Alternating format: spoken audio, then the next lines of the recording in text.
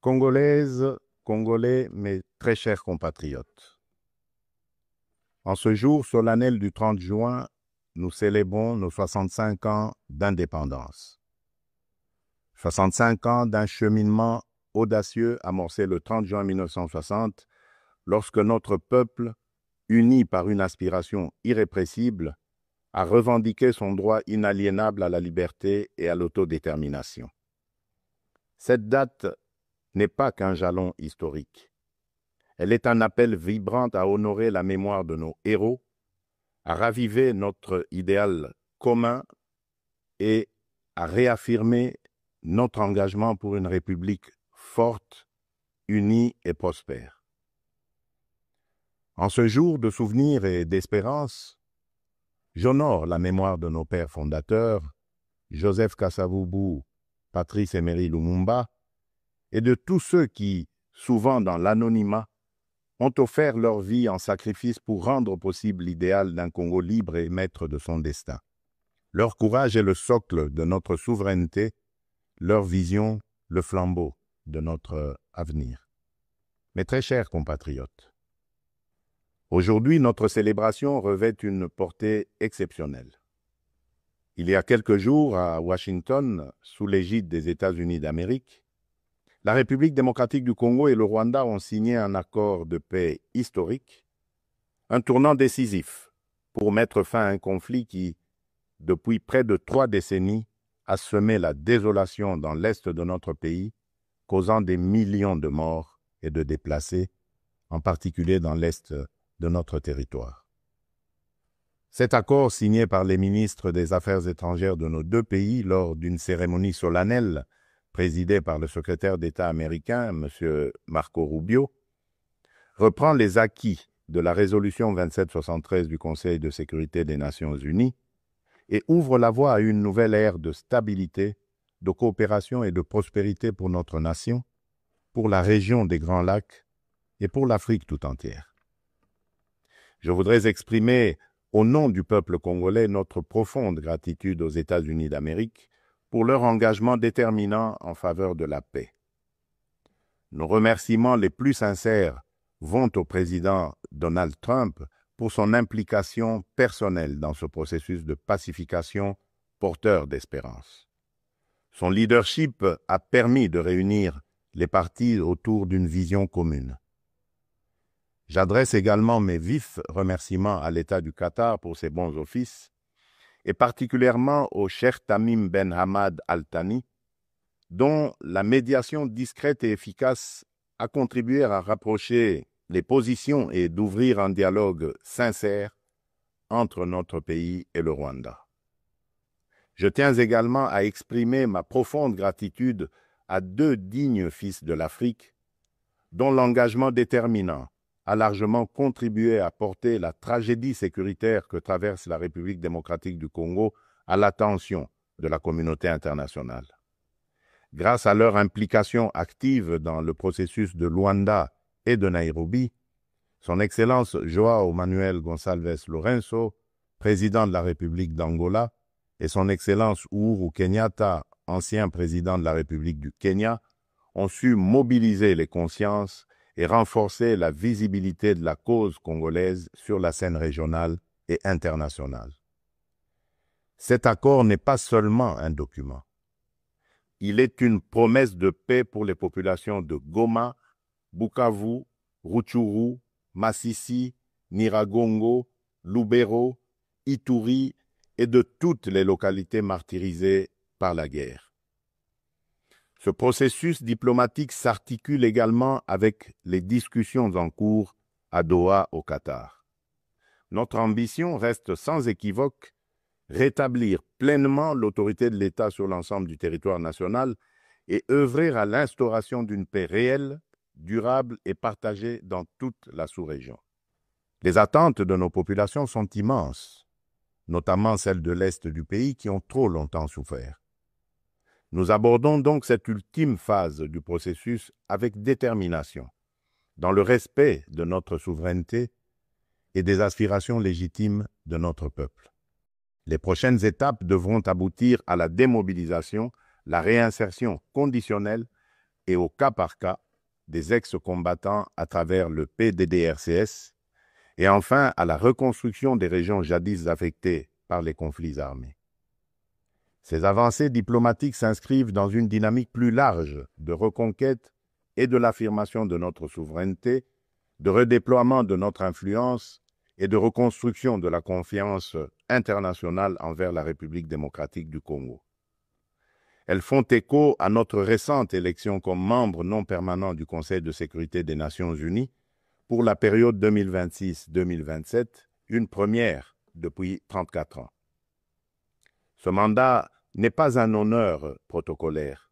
C'est une responsabilité politique et morale que nous porterons avec dignité en faveur de la paix, du multilatéralisme et des intérêts du continent africain.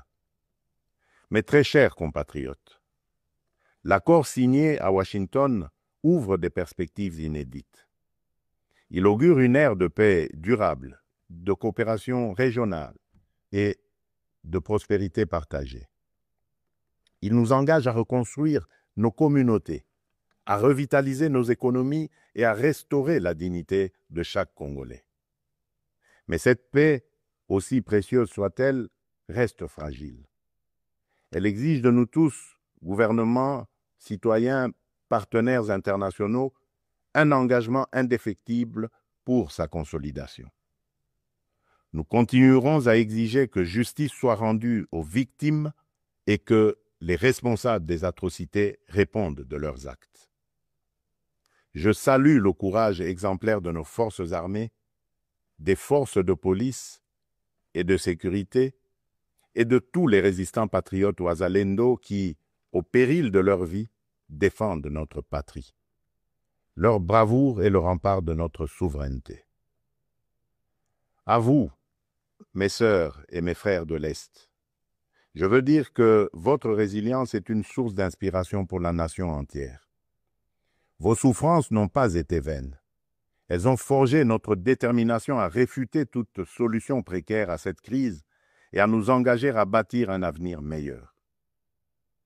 Mes très chers compatriotes, l'indépendance que nous commémorons aujourd'hui n'est pas seulement une conquête du passé, elle est surtout un cap pour l'avenir. Elle est un projet vivant, un idéal à construire chaque jour.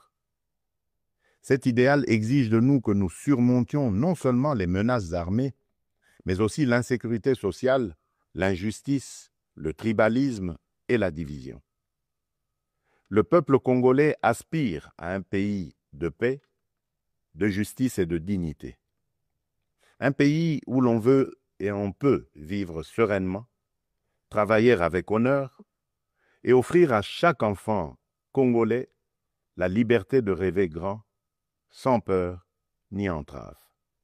Réaliser ce rêve requiert la mobilisation de toutes nos forces vives, institutions, citoyens, diaspora, partenaires, autour d'un même idéal, bâtir un Congo moderne, sûr et respecté. Il est temps de transcender nos clivages, de rejeter les discours de haine et les manipulations, et de faire de notre diversité une force, non une fracture. Notre unité n'est pas une option, elle est une condition de survie. C'est dans cet esprit de responsabilité et de dépassement de soi que j'ai tenu, il y a quelques semaines, une rencontre franche et républicaine avec M. Martin Fayoulou, l'un des leaders de l'opposition. Ce geste, que beaucoup n'auraient osé imaginer depuis les élections de 2018, témoigne d'une volonté partagée de placer l'intérêt supérieur de la nation au-dessus des querelles partisanes. Cette rencontre marque une étape importante vers une politique de réconciliation, d'écoute mutuelle et de respect réciproque. Elle donne surtout corps à l'exigence du peuple congolais, celle d'une classe dirigeante capable de s'unir aux moments les plus critiques, d'agir avec maturité et de servir ensemble la grandeur de la République. Mes très chers compatriotes, les défis qui se dressent devant nous ne se limitent pas à la sécurité. À Kinshasa, la congestion urbaine et les embouteillages affectent la qualité de vie. Le manque de discipline, l'urbanisation désordonnée et l'insuffisance des transports en commun rendent la vie difficile à des millions de nos compatriotes. À Kalemi, Kassangoulou et même ici, dans la capitale Kinshasa, les inondations récentes ont causé d'importantes pertes en vies humaines et dégâts matériels, détruisant des habitations, emportant des infrastructures routières et provoquant des déplacements massifs de population. Ces événements climatiques extrêmes nous rappellent l'urgence d'agir à la fois sur le front de l'aménagement du territoire et de la résilience environnementale. À Mbandaka, le naufrage d'une embarcation a coûté la vie à plusieurs dizaines de nos compatriotes, endeuillant la nation tout entière. À Tshikapa, Kolwezi, Likasi, Kananga ou Kikwit, l'accès à l'eau potable, à l'électricité, aux soins de santé et à l'éducation reste une priorité pressante. Face à ces défis, l'État n'est pas resté indifférent. Il agit. Des missions de secours ont été déployées, des fonds d'urgence mobilisés, des projets structurants lancés pour renforcer les infrastructures et améliorer les conditions de vie. Mais ces efforts, aussi importants soient-ils, ne suffiront pas sans un véritable sursaut de solidarité nationale. Ils doivent être soutenus par une administration plus efficace, une meilleure coordination institutionnelle et la responsabilisation de tous les niveaux de pouvoir. J'en appelle également à un changement profond de comportement. Nous devons adopter une discipline collective, un civisme exemplaire et un respect des règles de vie en communauté. Aussi, je vous appelle à un sursaut patriotique, à une responsabilité individuelle qui fera de notre pays un modèle de stabilité et de progrès. Mes très chers compatriotes, fidèles à l'élan de notre indépendance, j'ai pris devant vous, avec une détermination sans faille, le serment de bâtir un Congo à la hauteur de nos aspirations. Avec constance et détermination, j'ai placé la transformation de notre nation au cœur de mon mandat, mu par l'ambition profonde de faire de la République démocratique du Congo une terre de justice, de prospérité partagée et de dignité retrouvée. Cette vision que je porte avec vous et pour vous irrigue chacune de nos décisions et sous-tend les réformes audacieuses que nous menons dans un esprit de renouveau et de souveraineté assumée. Aux côtés du gouvernement, j'ai engagé une série de réformes économiques, judiciaires et institutionnelles visant à asseoir un véritable état de droit, à éradiquer la corruption et à créer un climat des affaires propice à l'investissement et à l'initiative. Les premiers résultats sont tangibles. La croissance économique connaît un rebond durable. L'image de notre pays s'améliore sur la scène internationale et la confiance des investisseurs renaît. Ce regain de confiance se traduira prochainement par la signature d'un accord stratégique inédit avec les États-Unis d'Amérique dans le secteur minier. Cet accord marquera une étape décisive dans le positionnement de la République démocratique du Congo comme un acteur central de la transition énergétique mondiale et de l'économie verte émergente. Il visera à valoriser de manière souveraine nos minerais stratégiques, en particulier le cuivre, le cobalt et le lithium, tout en assurant une répartition plus équitable des retombées économiques au bénéfice des populations congolaises. Il ouvre la voie à la transformation locale, à la création des milliers d'emplois et à un nouveau modèle économique fondé sur la souveraineté et la valeur ajoutée nationale. C'est là le fruit d'un travail collectif, déterminé, au service d'un seul idéal, offrir à chaque Congolaise et à chaque Congolais les perspectives réelles d'un avenir meilleur. Malgré l'adversité, notre peuple a toujours fait preuve d'une résilience extraordinaire. C'est cette résilience qui nous a permis de traverser les tempêtes du passé et qui nous permettra de surmonter celles d'aujourd'hui. Le Congo d'aujourd'hui n'est plus celui du fatalisme et de l'impuissance. À l'aube du retour tant attendu de la paix sur l'ensemble de notre territoire, s'ouvre un nouveau chapitre de notre histoire, porté par le courage inébranlable, la résilience admirable et la solidarité agissante de toutes les filles et de tous les fils de la nation. À nos partenaires des États-Unis, de la Chine, de l'Europe, des pays du Golfe, du continent africain et du monde entier, je le dis solennellement, la République démocratique du Congo est de retour, prête à nouer des partenariats stratégiques, fiables, transparents et surtout gagnant-gagnant. Nous avons les moyens de notre ambition, des ressources exceptionnelles, une position géostratégique centrale, un peuple talentueux et surtout un leadership résolument tourné vers l'avenir. Nous sommes prêts à jouer notre rôle, notre partition face aux grands défis de notre temps. La paix, la transition énergétique, le développement durable et l'intégration africaine. Je tiens toutefois à réaffirmer avec clarté les lignes rouges de mon action. Les ressources de la République démocratique du Congo ne seront jamais bradées ni livrées à des intérêts obscurs. Elles bénéficieront avant tout au peuple congolais. Aucun compromis ne sera toléré en matière de souveraineté économique. La République démocratique du Congo ne vendra ni son avenir, ni sa dignité. Mes très chers compatriotes, le monde change et la République démocratique du Congo a son mot à dire. Notre jeunesse déborde de talent, notre sol regorge de richesses, notre peuple rayonne de dignité.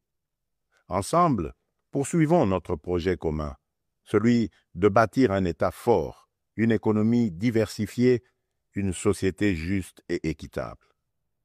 Ce 30 juin, faisons de notre indépendance un idéal vivant, incarné dans chaque famille, chaque quartier, chaque ville, chaque province. Nous ne visons pas seulement la fin de la guerre, nous voulons une paix véritable, qui sera le socle d'un vaste chantier de reconstruction d'une société plus inclusive, plus solidaire et plus prospère. Le gouvernement s'y attellera avec rigueur et transparence. Mais ce chantier ne réussira que si chaque Congolaise et chaque Congolais y prend part. Alors unissons nos cœurs et marchons ensemble, main dans la main, vers un Congo fort, uni et prospère. Bonne fête de l'indépendance à toutes et à tous. Que Dieu bénisse la République démocratique du Congo, son peuple et tous ceux qui l'ont choisi comme pays de résidence. Je vous remercie.